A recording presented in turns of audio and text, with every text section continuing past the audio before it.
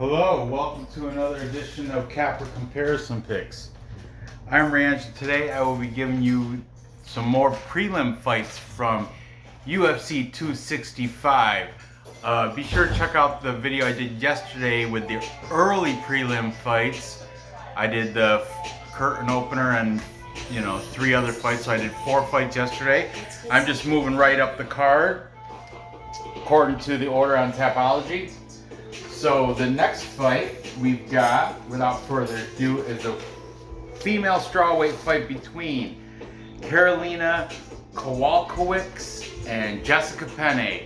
Now this is kind of like a throwback fight because both these women have been in the game for quite a while, going against top competition. Both of them, win and lose, they beat and got beaten by top competition throughout the UFC.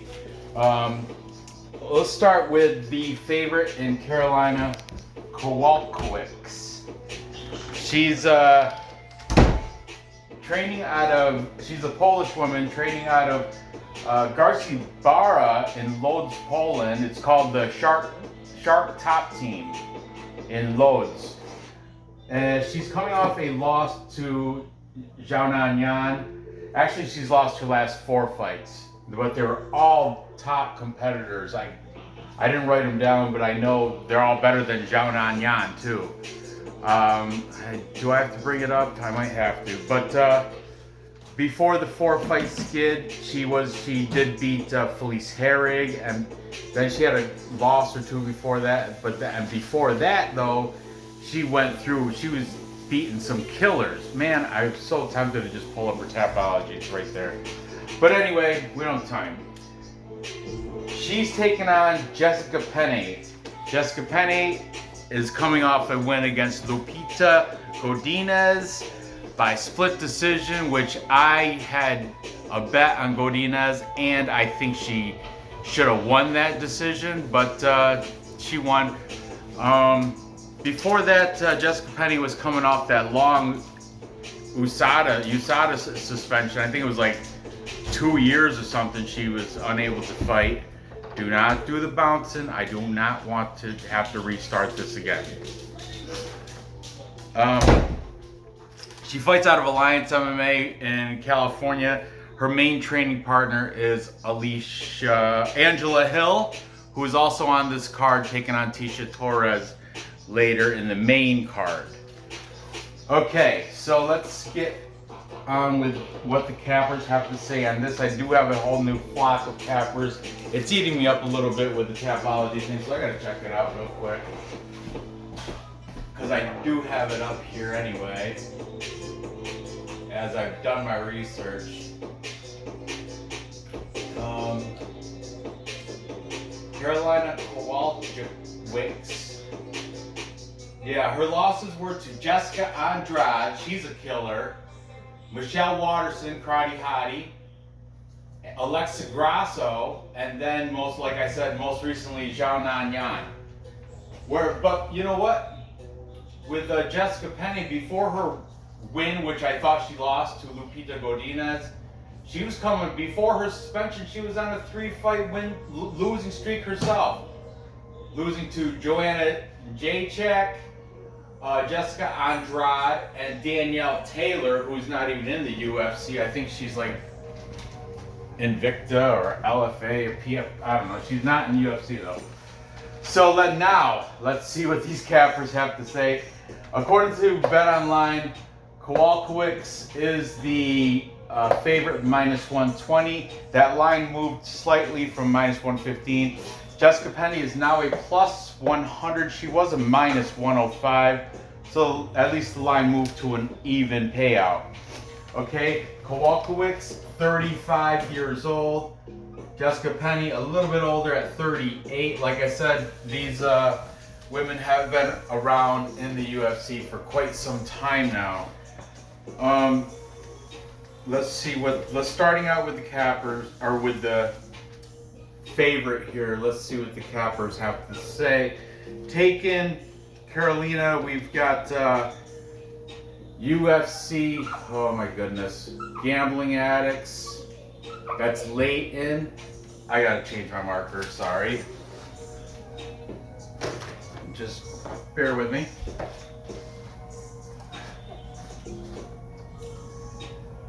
Leighton from UFC Gambling Addicts. UGA is taking Kowalkiewicz. Then we've got MMA Fortune Teller, the Teller, taking Jessica Penne. I think he has a little bias going on there because I don't know, I think how do you say it? I don't know. All the links for these cappers will be in the description. I urge you guys to take a look at their videos, check them out. Okay, next we've got Greedo from Greedo Plays taking Kowalkiewicz by decision. Of course, female fight. Almost always they take the decision, these cappers. We've got Pub Sports Radio. Now, Pub Sports Radio, that's the Clint Diehard MMA podcast. He had two guests on his show. He had Billy Briz and Danny Betts. Danny Betts put a pass on this fight, but Billy Briz slightly leaning Penne, so I'm going to write Billy B here. However, Clint was going with Karolina.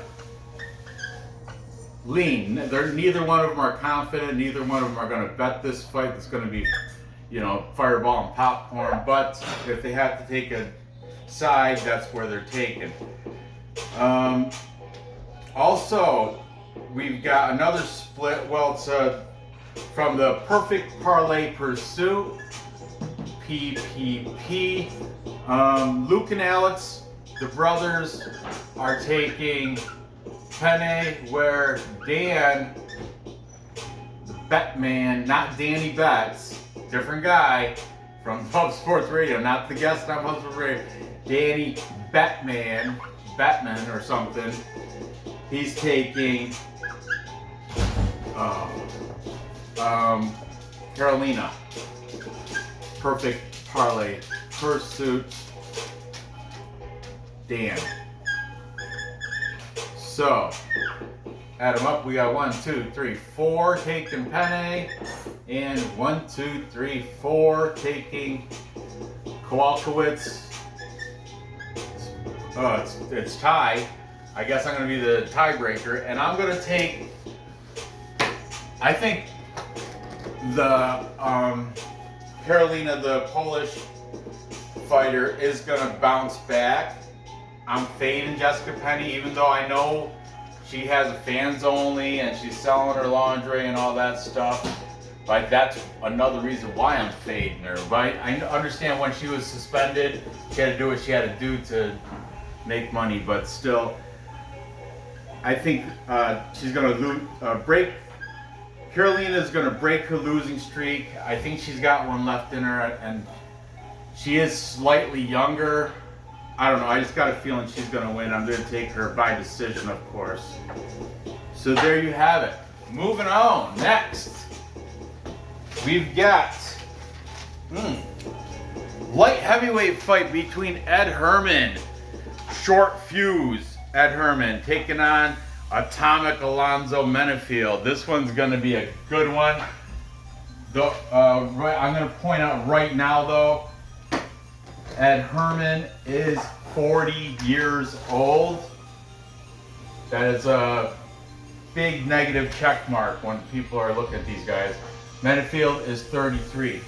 Light heavyweight 205 fight, so you can still compete at 40, but you're starting to, fighters over 40, you kind of gotta fade them. And a lot of cappers do. They make that a rule not to take fighters over 40. I keep it in check, but I'm not sold on it. But anyway, Ed Herman fights out of American Top Team Portland. He is actually one of the coaches. If you look at the coaching staff, Ed Herman is a coach at ATT in Portland, coaching the likes of Brent Primus, who I know he lost in Bellator last week. Austin Springer, he coaches him, and Ricky Simone also fights out of American Top Team in Portland. Ed Herman's been around. His pro debut was 2003. He's coming off a win against Mike Slow Rodriguez. He got him with a Kimura in round 3. Now he's taking on the favorite here, moderate favorite, 2-1 favorite, in Alonzo Atomic Menifield. Alonzo Menifield's 10-2, minus 225 is what BetOnline has him favored by. He's coming off a win against Fabio Charant. Now, I think that was Fabio Charant was a short notice replacement for, I want to say, man, I forgot. It's the Knight, something Knight. But anyway, it doesn't matter. Fabio Charant was a short notice replacement, and he got him with the Von Flue choke in round 1. And I think it was ironic that he got him with the Von Flue choke, which is also known as the OSP choke. And OSP beat him, knocked him out, like by a counter left in round 2 before that fight. That was the most recent loss. Anyway, he fights out of Fortis MMA. Fortis MMA is such a active facility. Let me read some of these names that fight out of Fortis MMA with fights lined up within the next couple months. Ryan Span's fighting Anthony Smith. Diego Ferreira's fighting Grant Dawson. Miles Johns is on this card fighting Anderson Dos Santos. I covered his fight yesterday. Ramiz Brahimaj is fighting Sasha Platnikov. That's happening in the same card as Austin Lingo fighting Luis Saldana. And Abdul Razak Al Hassan is fighting Antonio Neto, all on August 21st. It's Fight Night Vegas 34. Anyway, my point is, Alonzo Menifield's coming out of Fortis, mad packed, very active school, and he's riding high right now. So and he's the big favorite. Let's write down all these cappers that are picking him over the much older Ed Herman. We've got MMA fortune teller, the teller, taking Alonzo Menifield. We've got UFC gambling addicts Leighton. He's saying Menifield should get the KO. I don't know. Herman, he's sneaky, man. He's sneaky. Look what happened last week with Jason Witt. Just saying. And who's the other? Chris Grutzmacher. Just saying. These odds are similar to those fights. I'm just saying. Greedo is also taking Menifield. It's Triple P certified from the Perfect Parlay Pursuit. All the boys, Matt, Dan, Alex, and Luke, all taking Menifield. They're Triple P certified. And finally, we've got Pub Sports Radio, Billy B, and Danny Betts. However, the only contrarian, and it's not a big bet or anything, but Pub Sports Radio, Clint being the only contrarian, but he's saying it's a dog or pass spot for him. Dog or pass for that plus 185 Ed Herman. But Clint is a simp to anybody with red hair, pretty much. He loves red-haired fighters. He's odd, weird. But anyway, I'm gonna go with Menifield. I think I might do a hedge bet though. I might join Clint with a little hedge bet. But my pick on Tapology will be Alonzo Menifield. And I think he's gonna get it done by TKO. We're going to say second round. But I don't know. I guess Alonzo Menifield, after the first round, he kind of gasses.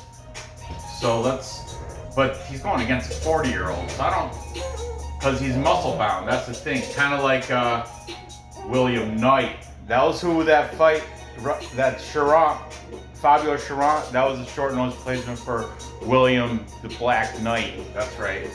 So we're going to say TKO the first round. If Herman can survive the first round, he might be able to pull off something on the ground, but Menifield has that KO power. I like him. However, I will make a little hedge bet at the plus 185 on Herman, just to, just to cover. I'm going to parlay Menifield with Kowalkiewicz and whoever I pick here, but I'm going to hedge bet Herman on the side, little side action. So, moving on, next, we've got Draco, the great Draco Rodriguez, taking on Vince Vendetta Morales. Okay, Draco Rodriguez fighting out of the One Combat Academy that's in Sioux City, Iowa. He's got a slight 1-inch height and 1.5-inch reach advantage. However, he's the great Dracolini. He's coming off a knockout to Ayman Zahabi. Ayman Zahabi is the brother of Firas Zahabi. I mean, not the greatest fighter, but he went in there and took care of business with an overhand right in the first round to knock out Draco Rodriguez, spoiling a lot of parlays. Draco Rodriguez was picked as a lock. That could have been trap, I don't know. But anyway, Draco Rodriguez was picked as a lock, and a lot of people had him as a pillar and an anchor piece in their parlays. But Ayman Zahabi spoiled the fun. Vince Morales, Vendetta, he's also coming off a loss to Chris Gutierrez, where he also got knocked out by leg kicks in round 2. Leg kicks. Yeah, that's big key now, okay? Before that, he took a loss to Benito Lopez by unanimous decision. However, before that, he's got a win. Against who? Ayman Zahabi. Unanimous decision win. So if you want to do MMA math like that, Rodriguez got knocked out by Zahabi. Morales beat Zahabi. Unanimous decision. Let's take that for what you will. Draco is the slight favorite here, minus 114. Morales is minus 106. These lines did move. Morales was plus money. He was a plus 120 underdog. I wish I got him at that, but I did the show today instead of yesterday. So it is what it is. Draco, his numbers are getting better if you're taking his side. He started out as minus 140 favorite. Now he's a minus 114 favorite. So you're a little bit more money for your buck, I guess you could say. Vince Morales is fighting out of Syndicate MMA. He was fighting out of Ontario, Oregon, because, side note, Vince Morales, Oregon State High School Wrestling Champ. And there's a little story to that too. Let me tell you. His freshman year, he went 0-12. He didn't win one wrestling match his entire freshman year. Sophomore year, he didn't win the first half of the season. He was about ready to quit and give up wrestling because of all this losing.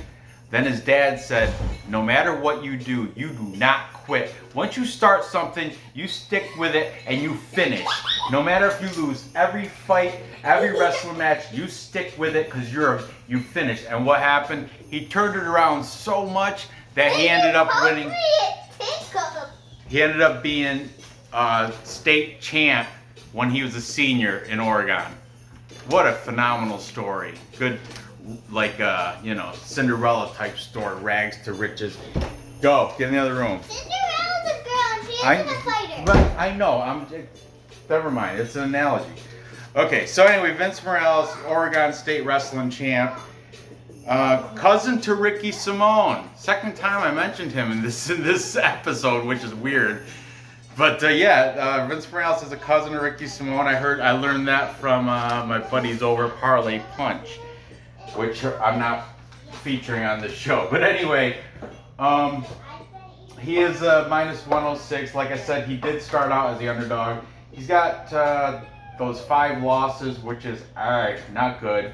Not a good look for Vince Morales. But let's see what these cappers have to say in this fight. Starting with the favorite. We've got Triple P certified. Perfect parlay pursuit. All the boys are taking Draco, the great Dracolini Rodriguez.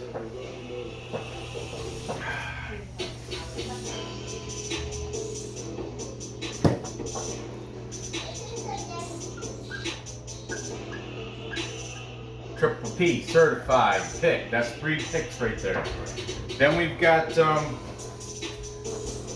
of the 3 guys from Pub Sports Radio, Clint and Billy. Once again, Danny made a big pass on this. Danny actually didn't make a pass. He's taking the under. He's taking the violence bet on this. You know what? The link will be in the description. Check out the show, guys. Check out the show. That's where I get all this free information. These are not Patreon picks. These are right off the videos, which I provide the link in the description so you can fact check me. You can check, make sure I'm not, I got all this on point. So, also taking Vince Morales, we've got Layton from UFC Gambling Addicts. He's saying by decision. And the MMA fortune teller is taking Draco.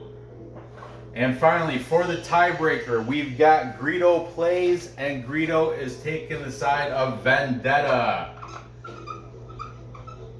Greedo, he's saying by a TKO in the second. Awesome, I love it.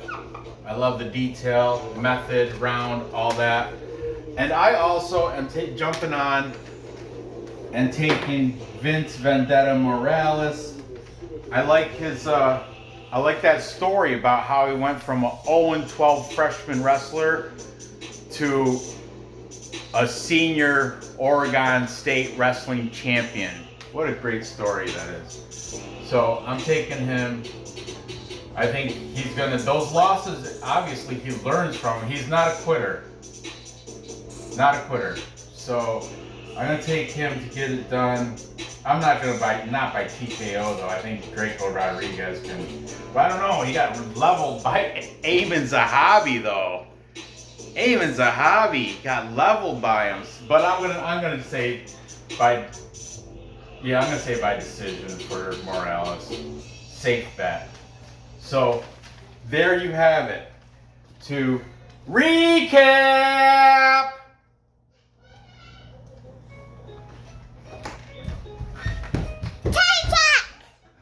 Thank you. What is the time check? Let me see. How long has this video been going? Okay, we're good. Great. Okay. Is it past my bedtime? Summertime.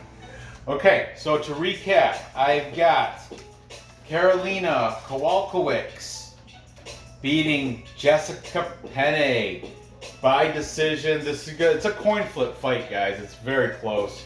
It's hard to say, but I'm gonna go with the Polish fighter. I think she's due to turn it around. Penne, I don't think should have won her last fight, so I'm fading her. And yeah, I am a little salty because I lost money on that Godinez robbery. How many? How many? I don't know. I lost that bet though. I lost at least a bet. I don't know, like maybe $10. 10? That's a lot of money. I got $13. I know. You want to spend it on Robux so bad. And then next I've got Alonzo Menifield with pretty much everybody except for a slight lean by Clint. However, I do got Menifield first round TKO. However, I am going to hedge bet Ed Herman because of the plus 185, and I think he can get it done. Menifield's not unstoppable.